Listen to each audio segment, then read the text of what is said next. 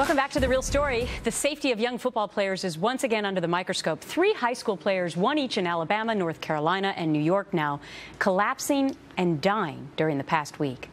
This as the University of Michigan deals with concussion issues after leaving their quarterback in a game when he was clearly shaken up following a huge hit. Joining me now, Chris Valletta, entrepreneur and former NFL player. Jonathan Gilliam, a former Navy SEAL and FBI special agent. And Michael Maslansky, attorney and CEO of Maslansky, Luntz & Partners. Great to have all 3 of you for this discussion today. I guess we booked you on the right day, Chris. Former NFL player. You did. What's going on with these 3 young people dying? And then I want to move on to head injuries. Yeah, look, I mean, it's awful.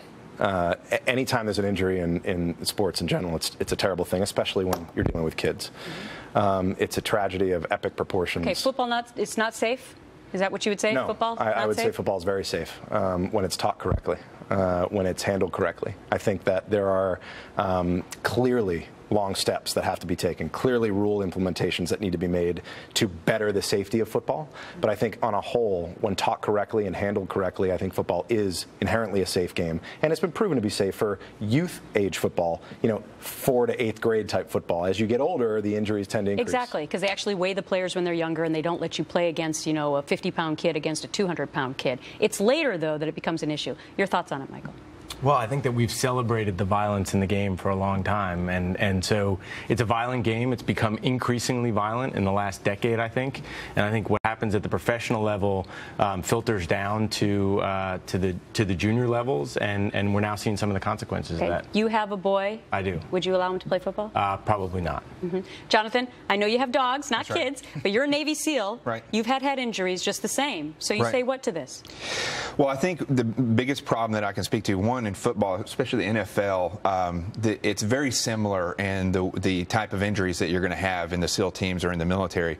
And I think one of the biggest things that I see, especially with high school football, is that the administrators and the coaches and even the actual players are not trained on what to look for, because the players are not going to admit that they have an injury. That's the same way it was in the military. You're going to get taken out if you admit it. Chris, you agree with that? I do. And look, I played the game. I have had my fair share of bumps and bruises, and I am the first to admit we don't say when we're hurt. Why would you? I mean, you don't want to come off the field. The field is everything. But I would also say that there are things being done. There are just massive movements in technology that actually take the onus off the player. Sensors embedded into helmet technology that transmits data to smartphones to see the type of impact, that measures the rate of impact. Right.